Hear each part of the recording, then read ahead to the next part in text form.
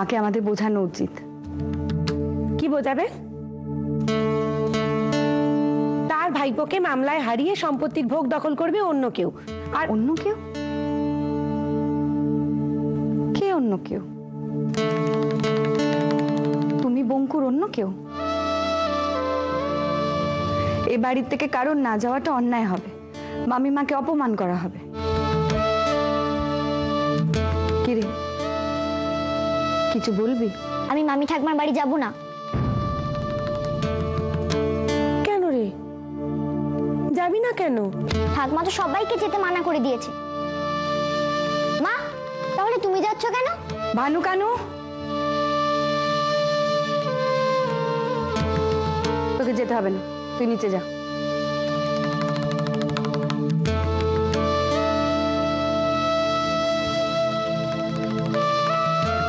তোরা যাবি আমার সঙ্গে মামি ঠাকুমার বাড়ি?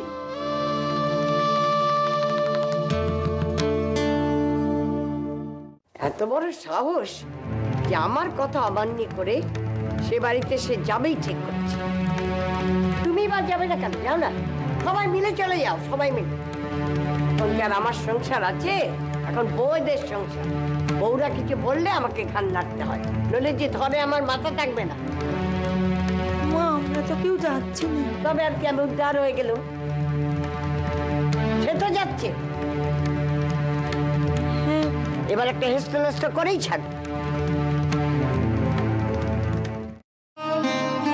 মা, এসো এসো এসো।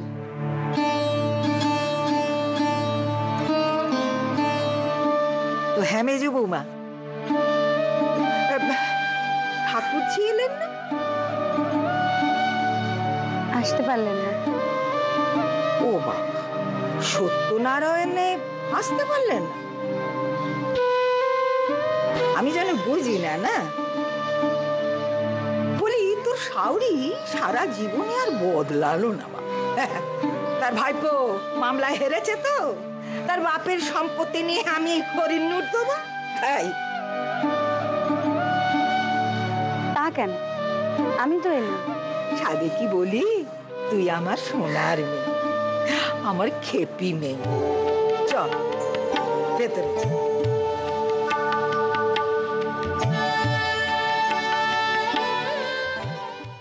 বলো মেজদা, কিছু বলো। এমন বাকরহিত হয়ে বসে থাকলে তো চলবে না।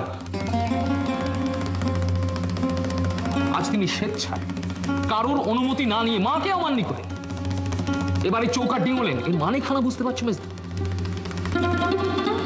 পোয়াতি মেয়ে মানুষ কাউকে পরোয়া না করে গাড়ি ডাকিয়ে দুই ছেলেকে নিয়ে দেবাকে আবার গটমট করে চলে গেল।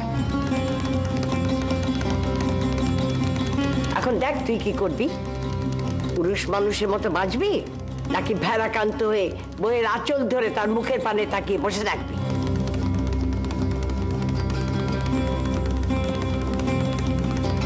কাউকে দরজা খুলতে হবে না।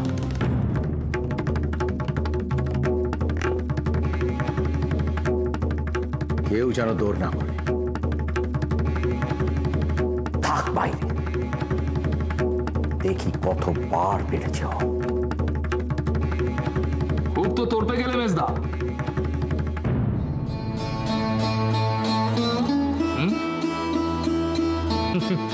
আসল সময় দেখা যাবে দুবার দরজা ধাক্কানোর পর তুমি নিজে গিয়ে দৌড় খুলে দিয়ে।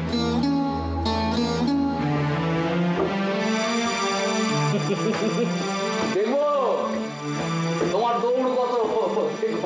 ও বদ্দি, কি হবে বলো তো? বেশ হয়েছে। আপনার এই বারান্দাখানা আমার ভারী ভালো লাগে।